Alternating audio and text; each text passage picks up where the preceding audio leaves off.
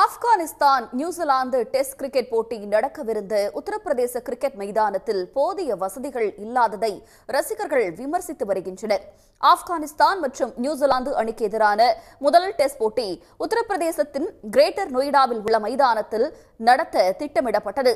வரலாற்று சிறப்புமிக்க இந்த போட்டி டெஸ்ட் சாம்பியன்ஷிப் போட்டிகளுக்குள் ஒன்றில்லை என்றாலும் இதனை ஐசிசியே நடத்துகிறது. முதல் நாள் போட்டியை பார்க்க ஆப்கானிஸ்தான் அணி ரசிகர்கள் ஆர்வமாக இருந்த நிலையில் மழை பெய்ததால் அன்றைய போட்டி ரத்து செய்யப்பட்டது. அடுத்த நாள் அங்கு சிறிது மழை கூட பெய்யவில்லை என்றாலும் மைதானம் ஈரமாக இருந்ததால் போட்டியை நடத்த அம்பையர்கள் அனுமதி வழங்கவில்லை.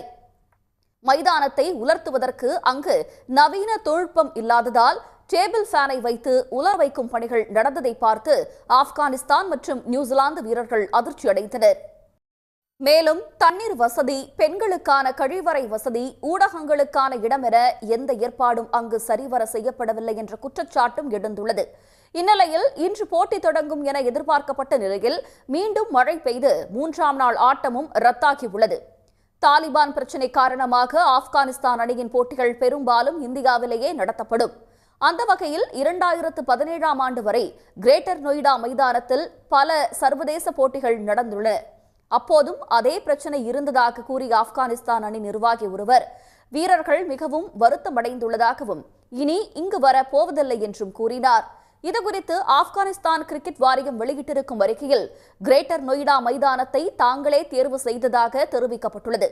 மழையால் இந்தியாவின் உள்நாட்டு போட்டிகளும் தடைபட்டிருப்பதாக தெரிவித்திருக்கும் ஆப்கானிஸ்தான் கிரிக்கெட் வாரியம் மழையை யாராலும் தடுக்க முடியாது என்றும் தெரிவித்துள்ளது. எனினும் சர்வதேச போட்டி நடத்தும் மைதானத்தில் போதிய வசதியின்மையை கிரிக்கெட் ரசிகர்கள் பலர் கடுமையாக விமர்சித்து வருகின்றனர். உடனுக்குடன் செய்திகளை தெரிந்து கொள்ள சன் நியூஸ் பெல் ஐகானை கிளிக் பண்ணுங்க.